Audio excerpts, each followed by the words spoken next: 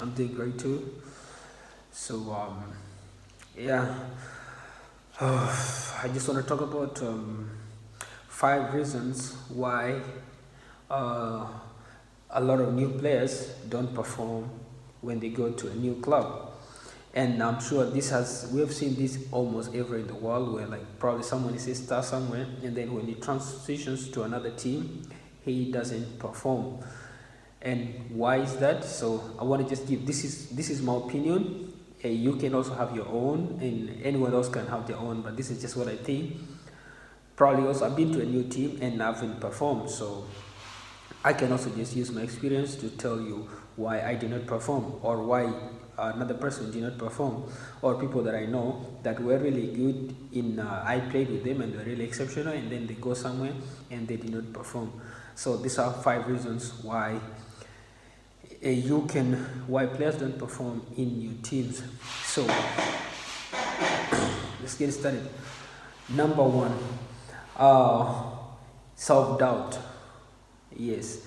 So a lot of times when you come to a new environment, you are not believing in yourself that yes, you can be a difference maker here. Obviously, when you come to a new team, there is that expectations on you that yes, you are going to deliver, and then you don't believe in yourself that you're going to deliver, because when the team offers you a contract or when they accept you to be part of them, it's because they think there is something special in you. And if it within you don't believe that I can be the player that can bring the difference, then you will not perform. Everything that you'll do, you'll be like, you become a totally different player. Number two, not used to play around strangers. Okay, a lot of people, we all grow up playing maybe with our friends or people within our locality and all this, but then when you transition to a new environment, some people find it very very difficult. Why? Because the other players, probably they are players that talk too much, or they are too judgmental when you do something, and some people are not used to that. They don't even take that rightly. Like you probably would get the ball, and then you want to turn and then pass the ball the other side. The person on your left side would be like, why? I was here, I was open, why did you pass that to me? And that sometimes it triggers your mind, and then you lose concentration.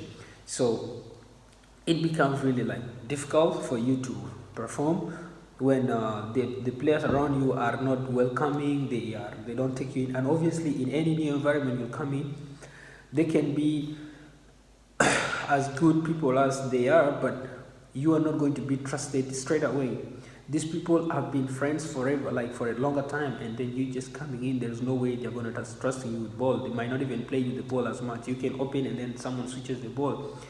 They don't trust you, and there you lose your confidence and all that.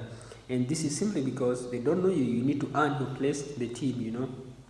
If you're a new player, nobody's going to give you the chance, like just hand it over to you. You need to earn it. Like you need to show something, and then everybody can trust you in the team, and then you need to build friendship or relationship with the teammates for them to be able to play you the ball more often. So tip number 3, probably the coach does not like your style of play. Okay, we've all seen this. Like you can be a very good player, or everybody, even the teammates think that you are really good, and then the coach will prefer another player ahead of you. And when that happens, your relationship with the coach will not be so great. You will be like, okay, this guy hates me. And when you start having that mentality, okay, the coach doesn't like me, you will not always do what he likes, or what he tells you to do. You'll always be like, okay, he doesn't like me, so just I'll do my own stuff. And then from there, the gap between you and the coach starts to widen, and the wider the gap, the more you actually losing focus and losing whatever. Because you come to training with this mentality. You don't want to be in that environment where the coach is not so welcoming. Even the way he talks to you. And this is actually the thing. If the coach doesn't like you, or you don't get along with him, you can be as good as you want, but the relationship with you and the coach is very important. And that also makes other players to treat you in a certain way, because if the coach is not treating you in a certain way, the other players will start to give you disrespect.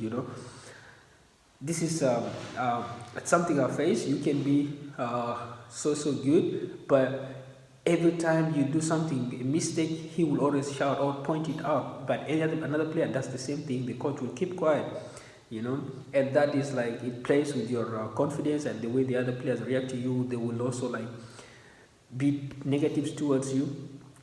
Probably in a game, you're always going to be the first person he wants to substitute. Even if you are playing so well, he will always want you well. He will always going to make you the first person he's bringing off, or if the person is bringing in late in the game. So you can do something, and it's actually so bad when the coach never claps for his players. Probably like you scored a bang, a very nice goal in training, especially, and then the coach doesn't even say anything about it. Like, you start questioning yourself, am I really not improving? But when you do something and then the coach be like, hey Sonny, nice one, like this, it uplifts your spirit, and then you perform for him. Tip number 4. Tip number 4. Personal problems. You find that a lot of times we will go through a lot of things on our personal level or in our own lives, and then when we come to play, the other teammates, they don't know what I'm going through. Probably, let's say I have a problem back with my family, or just my health, or this and that, but the other players will never understand what I'm going through. So I am in the field physically, but mentally I'm not in the field. I'm trying to solve my problems, or my personal problems that I'm going through as well, and that will not allow me to give my best, because I'm not going to concentrate much. And this is it. You can only change this if you have a coach that really wants to help you. He will call you, he will tell you, Sonny, come to my office, tell me what's wrong, you're not yourself. Because trust me, these coaches, they know when you are you, and they know when you are not yourself. So they're supposed to help you in that. But oftentimes, a lot of coaches will just underlook you, and they'll be like, okay, maybe this is how it is, but they don't know what you're suffering. Probably Jesse Lingard, at the time, I think he lost his grandmom, and then I think broke up with the girlfriend, and he wasn't really playing well, but he's a good player. So these things, they can affect you. He wasn't in your team anyway, but when he went first time, he performed. But yeah, these are things that when you think of them, you come to the field, you don't perform. So that's another tip. And tip number 5, weather. So let's say you're coming from Africa, and then you come to Europe, and you're coming in winter. The weather is minus. This is, for example, my example. You come when the weather is minus. First of all, you're trying to adapt to the weather. You're trying to adapt to the how do you say it? The style of play. You're trying to adapt to the food. All these things. This is where your mentor is focused. You're not even so much focused on the fields. You focus on the things outside the field, and this can greatly affect your performance in the team. So if you are not fully comfortable in the place, the weather is not so great, then you're really not going to do well like you should be doing. So these are things, they can lower your performance, and if someone doesn't really think that you are special, it can drag you down, and it will take you longer for you to get yourself back.